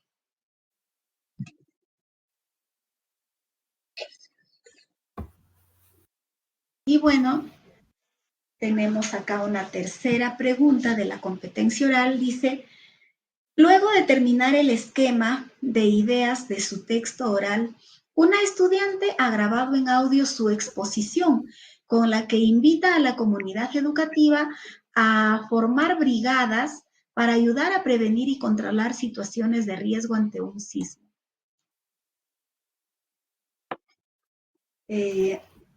Ella ha presentado el audio a la docente y a sus compañeros de equipo. Este es un fragmento de su exposición. Miren, no pierdan de vista el propósito de su texto oral. Invitar a la comunidad educativa a formar brigadas para ayudar a prevenir y controlar situaciones de riesgo ante un sismo. Este es un fragmento de su exposición. Dice, buenos días. Mi equipo quiere invitar a formar brigadas que ayuden a tomar acciones durante un sismo. A mí me ha tocado empezar explicando qué es un brigadista. Un brigadista es el encargado de ayudar a las personas cuando hay un temblor. Para ser brigadista hay varios requisitos. En primer lugar, todos los brigadistas son voluntarios, o sea, por decisión propia deciden integrar una brigada. O sea, voluntariamente una persona puede ser parte de una brigada para ayudar a las personas en un sismo. No podemos obligar a nadie a ser brigadista. La persona misma tiene que estar dispuesta a ser parte de una brigada porque es voluntaria. ¿Notaron el error? Está clarísimo. Ahí está el error. ¿Qué error ha cometido el estudiante acá? Dice, buenos días, mi equipo quiere invitar a formar brigadas que ayuden a tomar acciones durante un sismo. A mí me ha tocado empezar explicando qué es un brigadista. Un brigadista es el encargado de ayudar a las personas cuando hay un temblor. Para ser brigadista hay varios requisitos. En primer lugar, todos los brigadistas son voluntarios. Ahí hay una idea. O sea, por decisión propia deciden integrar una brigada, o está repitiendo de nuevo lo mismo. O sea, voluntariamente una persona puede ser parte de una brigada para ayudar a las personas en un sismo. Repite de nuevo lo que dijo. Luego dice, no podemos obligar a nadie a ser brigadista. Otra vez está diciendo, La persona misma tiene que estar dispuesta a ser parte de una brigada porque es voluntaria. ¿Cuántas veces ha repetido que el brigadista es voluntario? Tenemos 1, 2, 3, 4, 5 veces ha repetido que un brigadista tiene que ser voluntario. 5 veces. Eso es repetición innecesaria de ideas. ¿Por qué? Porque con mencionarla una sola vez es suficiente. Entonces acá dice, después de escuchar el audio, la docente busca ofrecerle a la estudiante una retroalimentación que la ayude a mejorar su texto oral. Ella busca que la estudiante identifique que la repetición de ideas afecta su propósito comunicativo. ¿Cuáles acciones pedagógicas es más adecuada para ello? A ver, entonces, después de escuchar el audio, la docente busca ofrecerle a la estudiante una retroalimentación que le ayude a mejorar su texto oral. Ella busca que la estudiante identifique que la repetición de ideas afecta su propósito comunicativo. Hay repetición de ideas acá. 5 veces ha repetido la misma idea de que el brigadista debe ser voluntario. ¿Qué harían ustedes para que sus estudiantes descubran su error? Descubran de que han repetido 5 veces la misma idea. A. Pedir que revise el esquema de ideas de su texto oral para que identifique los atributos que ha considerado esenciales para ser brigadista. Luego, indicar que realice una nueva grabación de su texto oral y desarrolle dichos atributos sin repetir ninguno de ellos. Miren, pedir que revise el esquema de ideas de su texto oral para que identifique los atributos que ha considerado esenciales para ser brigadista. Luego, indicar que realice una nueva grabación de su texto oral y desarrolle dichos atributos sin repetir ninguno de ellos. B. Pedir que en su grabación identifique las veces que ha mencionado la voluntad de una persona como una condición fundamental para integrar una brigada. Luego, indicar que la reiteración de esa información dificulta el desarrollo de ideas de su texto oral. C. Pedir que mencione cuál es el tema principal de su texto oral. Luego, indicar que vuelva a escuchar la grabación de su texto y que explique qué ideas expuestas desarrollan distintos aspectos de dicho tema y qué ideas cree que no lo hacen. ¿Por qué la A no es la respuesta?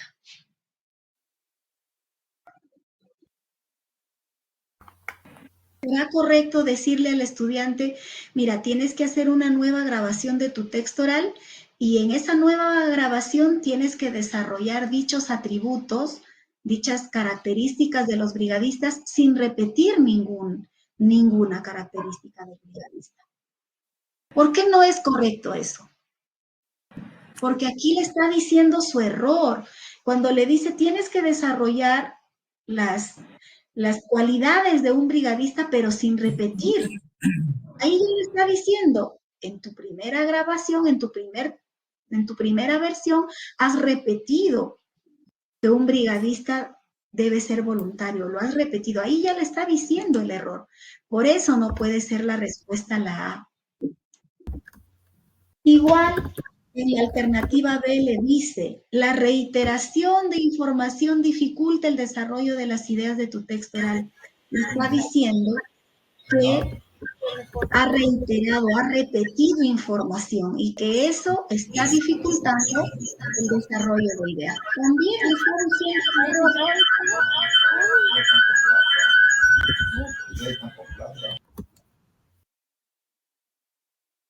Entonces, la respuesta es la C, porque acá sí lo hace razonar para que él mismo descubra su error por sí mismo, ¿no? Entonces dice, le pide, a ver, mencióname, ¿cuál es el tema principal de tu texto? ¿Cuál es el tema?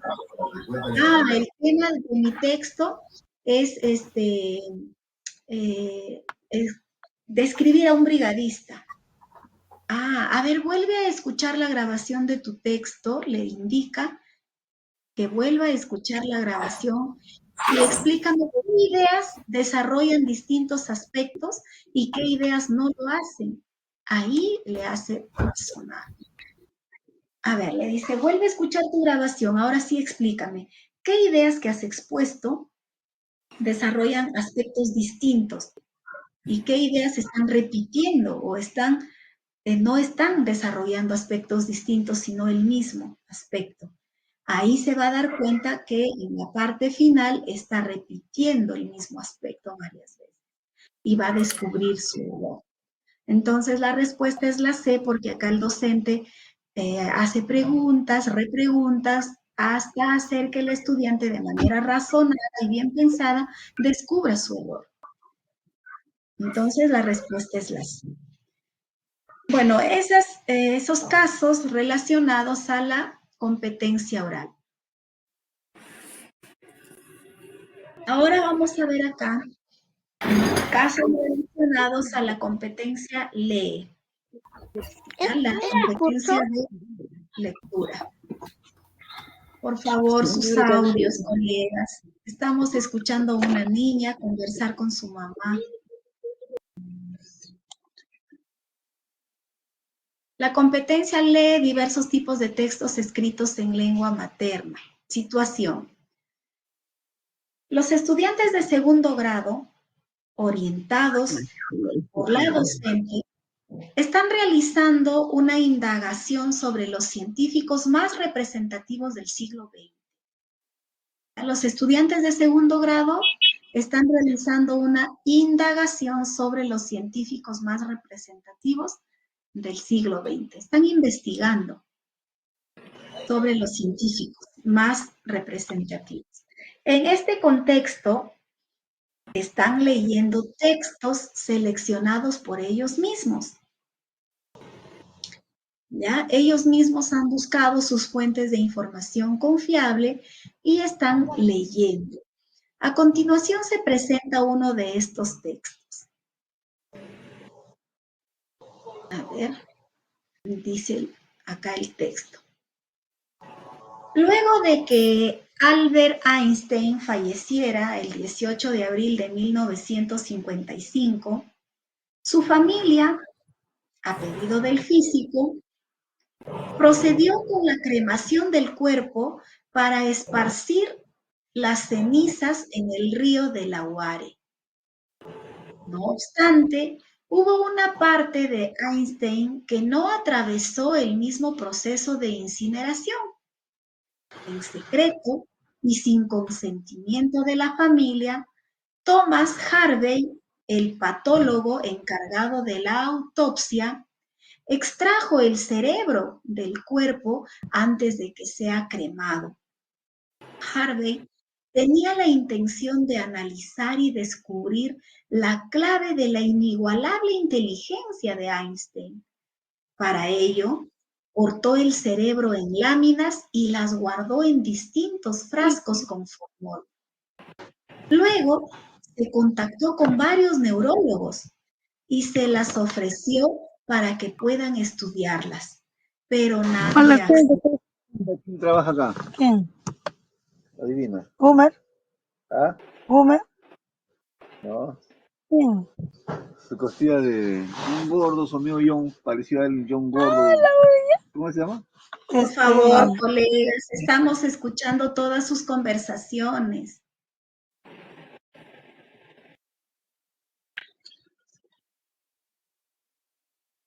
Bueno, entonces nadie accedió, ningún neurólogo. Entre otras razones, estos científicos consideraban que, así como no se podrían entender las actividades económicas que se realizan en una ciudad solo a través del estudio de sus edificios, era imposible evaluar el cerebro de Einstein solo por su forma.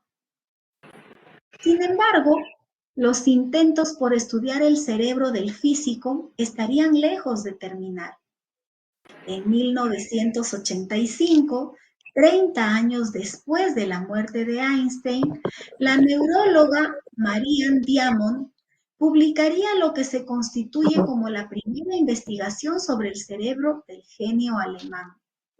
Ella se puso en contacto con Harvey y le pidió que le enviara fragmentos del cerebro para analizarlos. Su estudio, publicado ese mismo año, determinó que el cerebro de Einstein tenía una mayor cantidad de células gliales, que son las encargadas de dar soporte a las neuronas e influyen en su maduración. En 1999, por otro lado, en la revista The Lancet, Harvey y sus colaboradores, basándose en fotografías tomadas durante la autopsia, publicaron un artículo titulado El excepcional cerebro de Albert Einstein. Harvey y su equipo concluyeron que los lóbulos parietales de Einstein presentaban una morfología atípica. En 2012, además, estos resultados fueron respaldados por los estudios de neurólogos de la Universidad de Florida.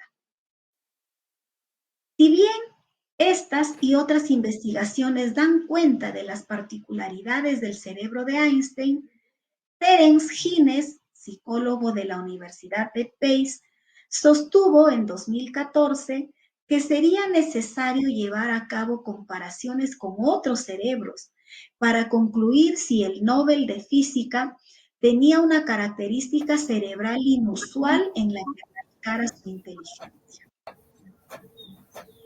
Bien, ese es el texto. Ahora sí vienen las preguntas.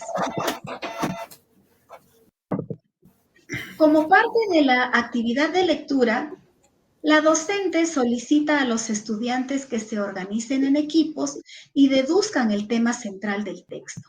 ¿Qué nos están pidiendo? ¿Qué capacidad?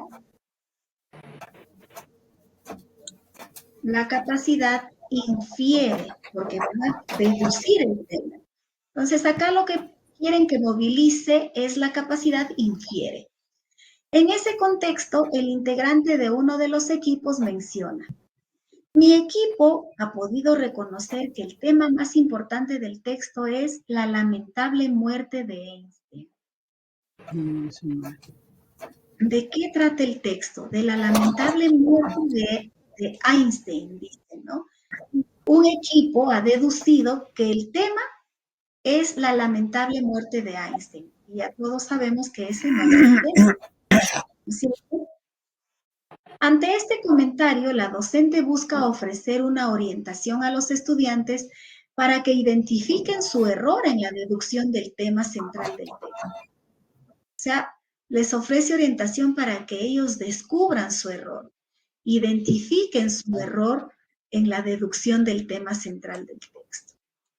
¿Cuál de los siguientes grupos de preguntas es más adecuado para ayudar a que los estudiantes descubran su error? A. ¿Cuál es la idea principal de cada uno de los párrafos del texto? ¿Alguna idea alude a la muerte de Einstein? ¿Es posible decir que los intentos para descubrir su genialidad es un aspecto esencial en el texto? B. ¿Por qué sostienen que la muerte de Einstein es lamentable? ¿Qué información del texto los lleva a calificar de esa manera su fallecimiento? ¿Esta información se ubica en varios párrafos del texto? B.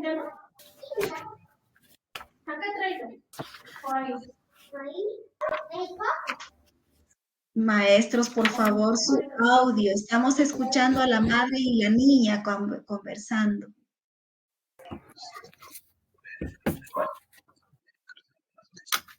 C. ¿Qué hechos ocurrieron luego de la muerte de Einstein? ¿Cuál de esos hechos se desarrolla más en los párrafos del texto? ¿Se puede dejar de lado este hecho para comprender el texto? Muy bien. A ver, los estudiantes por error han dicho que el tema es la lamentable muerte de Einstein. Miren, ¿cuántos párrafos tiene el texto? Vamos a ver, tiene 1, 2, 3 párrafos nada más, ¿no? Ahí está, tiene 3 párrafos. Ahora, para deducir el tema, tenemos que ver cuál es el tema más recurrente que habla a lo largo de todo el texto. En el primer, segundo, tercer párrafo se habla de la muerte de Einstein. Para decir, y no solamente dice la muerte de Einstein, han dicho la lamentable muerte de Einstein. No se repite a lo largo del texto la temática de la lamentable muerte de Einstein. No se repite, ¿no es cierto? Aquí nos habla de que cremaron todo su cuerpo excepto su cerebro. Al que murió lo dicen solamente en la primera oración y después todo el texto trata de la investigación sobre la particularidad o peculiaridad del cerebro de Einstein, pero no de la lamentable muerte. Entonces ahí hay un error y queremos que el estudiante descubra. Y para eso le preguntamos, ¿cuál es la idea principal de cada uno de los párrafos del texto? ¿Esa pregunta sirve para hacer que el estudiante descubra su error? ¿O sirve para hacerlo deducir el tema? ¿Cuál es la idea principal de cada uno de los textos, de cada uno de los párrafos del texto? ¿Cuál es la idea principal? Estas preguntas, este proceso, sirve para ayudar a que deduzcan el tema. Pero acá no queremos que deduzcan el tema, queremos que descubran su error. Miren, acá dice, ¿cuál es la idea principal de cada uno de los párrafos del texto? ¿Alguna idea alude a la muerte de Einstein? La primera nada más. ¿Es posible decir que los intentos para descubrir su genialidad es un aspecto esencial en el texto? Lo estamos haciendo razonar, pero ahí no lo estamos haciendo descubrir. En la B dice, ¿por qué sostienen que la muerte de Einstein es lamentable? Aquí lo que queremos es que se den cuenta, queremos que se den cuenta acá que en ninguna parte del texto menciona que la muerte de Einstein es lamentable. En ninguna parte lo menciona. ¿No? Entonces, ¿por qué sostienen que la muerte de Einstein es lamentable? Lo que queremos es que el estudiante descubra que en ninguna parte del texto se menciona que fue lamentable la muerte de Einstein. ¿Y por qué se dice que es lamentable? En ninguna parte dice eso. Entonces ahí queremos que descubra eso, esa idea nada más. Y luego dice, ¿qué información del texto los lleva a calificar de esa manera su fallecimiento? Ahí estamos haciéndolos que descubran de que no, en ninguna parte del texto hablan que la muerte es lamentable. ¿Esta información se ubica en varios párrafos del texto? Nada, ni en la primera solamente dice que murió, pero no dice que fue lamentable, por qué fue lamentable. No se centra en ese subtema.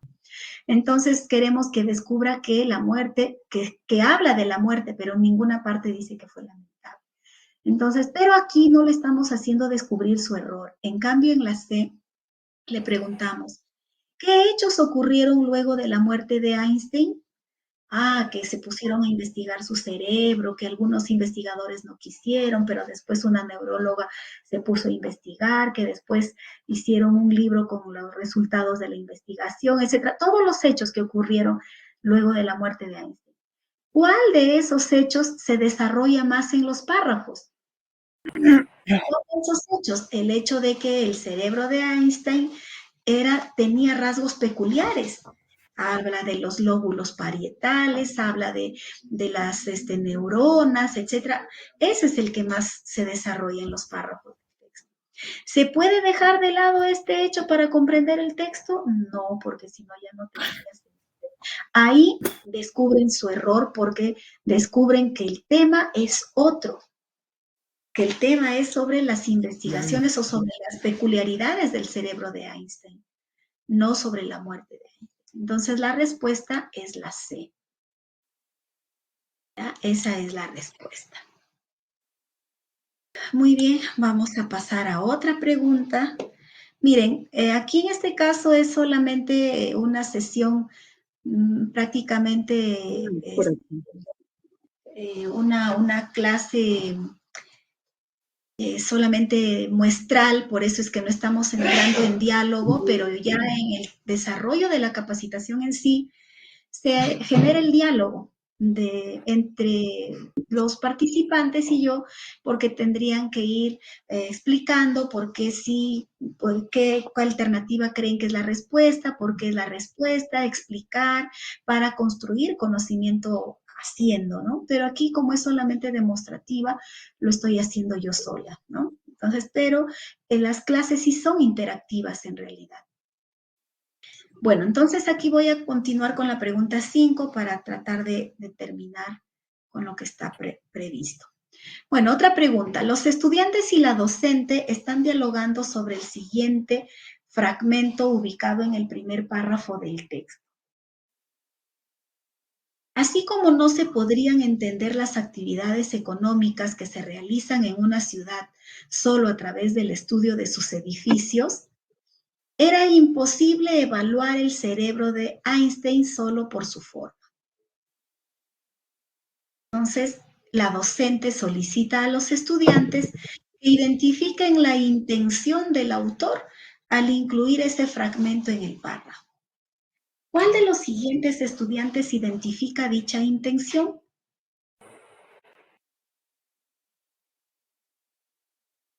Quiere que deduzcan el propósito del autor. ¿Para qué habrá incluido el autor esta información? ¿Para qué? ¿Para qué? A ver, Anabela dice, pienso que lo hace para demostrar que la neurología y la economía son parecidas en la forma en que abordan sus objetos de estudio. Bruno dice, creo que lo hace para ilustrar que un experto podrá comprender integralmente el cerebro analizándolo cuando está en funcionamiento. Cecilia dice, me parece que lo hace para mostrar que examinar el cerebro puede ser tan o más complejo que estudiar las actividades económicas que se realizan en una ciudad. Entonces dice, así como no se podrían entender las actividades económicas que se realizan en una ciudad solo a través del estudio de sus edificios, era imposible evaluar el cerebro de Einstein solo por su forma. Entonces, evaluar el cerebro de Einstein solo por su forma era imposible. ¿Por qué? Dice, ¿por qué ha incluido ese fragmento? Dice, me parece que lo ha incluido para mostrar que examinar el cerebro puede ser tan o más complejo que estudiar las actividades económicas que se realizan en una ciudad. Entonces dice, así como no se podrían entender las actividades económicas que se realizan en una ciudad solo a través del estudio de sus edificios, era imposible evaluar el cerebro de Einstein solo por su forma. Entonces la respuesta es la C. Entonces aquí lo que quiere es mostrar que examinar el cerebro es más complejo o igual de complejo que estudiar las actividades económicas que se realizan en una ciudad. Entonces la respuesta es la C.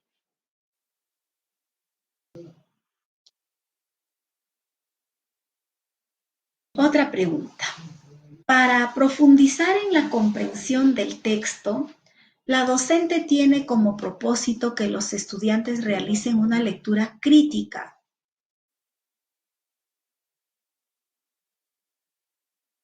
¿Qué capacidad van a movilizar acá los estudiantes? La lectura crítica es reflexiona y evalúa la forma, contenido y contexto del texto.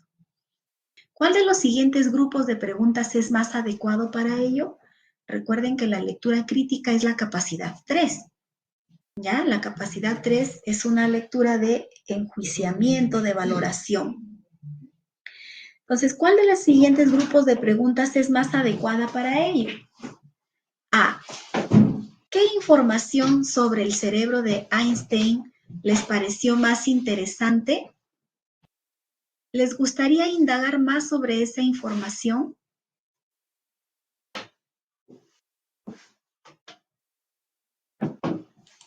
B. ¿Cuál es la relevancia de los estudios acerca del cerebro de Einstein?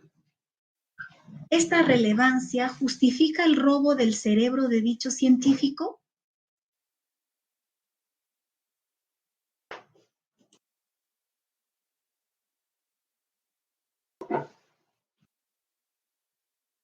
C. ¿A qué se dedica un especialista en neurología?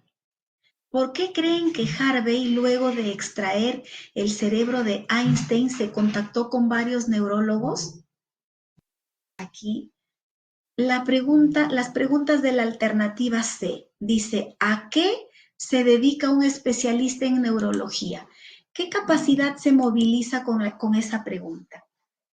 La capacidad obtiene información explícita del texto escrito. La capacidad infiere e interpreta información del texto. La capacidad reflexiona y evalúa la forma, contenido y contexto del texto escrito. ¿Cuál de las tres capacidades se moviliza cuando dicen a qué se dedica un especialista en neurología? ¿A qué se dedica un especialista en neurología? No lo dice el texto literalmente, pero se Reflexiona puede y decir. evalúa. Perfecto. No, es infiere.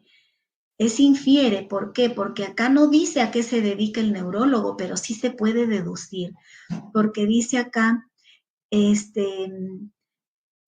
Harvey tenía la intención de analizar y descubrir la clave de la inigualable inteligencia de Einstein, y para ello cortó el cerebro en láminas y las guardó en distintos frascos con formol. Luego se contactó con varios neurólogos y se las ofreció para que puedan estudiarlas. Entonces, a partir de esta información explícita, podemos deducir a qué se dedica un neurólogo. El neurólogo, ¿qué iba a hacer? Iba a estudiar el cerebro, porque dice, y se las ofreció para que puedan estudiarlas. Cortó el cerebro en láminas y se las ofreció a los neurólogos. Entonces, cuando acá pregunta, ¿a qué se dedica un especialista en neurología? A estudiar el cerebro. Se dedica a eso, lo deducimos porque no lo dice literalmente el texto. A partir de la información explícita que proporciona el texto, podemos deducir que un neurólogo se dedica a estudiar, a hacer estudios del cerebro. Entonces, no puede ser la respuesta la C, porque esta pregunta sirve para que infieran, para que deduzcan, no para que reflexionen y evalúen. Entonces no es la C. ¿Por qué creen que Harvey, luego de extraer el cerebro de Einstein, se contactó con varios neurólogos? ¿Por qué creen? Bueno, ahí me están pidiendo mi opinión personal. ¿Por qué crees tú? Pero aquí está para deducir, ¿ya? Entonces no es la C. Acá cuando dice, ¿qué información sobre el cerebro de Einstein les pareció más interesante? Me pareció más interesante que se robe el cerebro, ¿no? Que se lo quede y sus familiares que no se den cuenta que en las cenizas no estaba el cerebro. Eso me pareció interesante. ¿Te gustaría indagar más sobre esa información? Sí. ¿Ahí hizo lectura crítica? No, porque la lectura crítica es enjuiciar, cuestionar. Entonces, no es aquí tampoco la respuesta. En cambio, en la B, pregunta, ¿cuál es la relevancia de los estudios acerca del cerebro de Einstein? ¿Por qué es importante estudiar el cerebro de Einstein? ¿Cuál es la relevancia? ¿Cuál es la importancia? Y ahí dirá, pues no, es importante porque fue un genio y es importante saberlo para ver si otras personas pueden, no sé, desarrollar su inteligencia igual que él, etc. Entonces da su opinión personal, ahí está haciendo una valoración. Pero el juicio crítico viene acá. Y esta relevancia, o sea, que sea importante estudiar el cerebro de Einstein, ¿justifica que hayan robado su cerebro? Y ahí va a enjuiciar, ahí va a cuestionar y va a criticar y va a decir, bueno, por ninguna razón, y ahí sale su lado ético, moral, ¿no? Por ninguna razón se debe robar, en todo caso debieron consultarle a la familia si les permitían hacer esos estudios o si le donaban el cerebro, etc. Ahí está el juicio crítico. Entonces la respuesta es la B. No puede ser ni la A ni la C. Porque, claro, todas las preguntas de la A, de la B y de la C son del reflexiona y evalúa, pero acá nos pide que realicen lectura crítica, que critiquen, que cuestionen lo que dice el texto. Y en el texto dice que se robaron el cerebro de Einstein. Y la pregunta acá sería, ¿estás de acuerdo con eso? ¿Sí o no? ¿Por qué? Y ahí viene su punto de vista personal. No me parece bien que se lo hayan robado, creo que debieron pedírselo a la familia que les done, etcétera, etcétera. Y ahí está el juicio crítico. Entonces la respuesta es la B. Solo que acá Ministerio de Educación plantea las preguntas de un modo más complejo para que uno se confunda, pero aquí la pregunta es como si dijera, ¿estás de acuerdo con que hayan robado el cerebro de Einstein para estudiarlo? Entonces ahí ese es juicio crítico, ¿verdad? Entonces la respuesta es la B. Miren, se nos ha agotado el tiempo, la verdad, se requiere de más tiempo para poder resolver todo lo que está planificado, quedaría pendiente lo que es los casos, ¿no? Porque ya la teoría de la competencia escribe ya se les explicó. Sin embargo, ya no alcanzó el tiempo para desarrollar los casos de esta competencia escribe, pero en lo sucesivo se va a desarrollar en detalle cada una de las competencias, cada una de las capacidades y con muchísimos casos más. Así que por ahora, me disculpan, voy a dejar de compartir y bueno, vamos a terminar y vamos a terminar ahí nomás la sesión del día de hoy.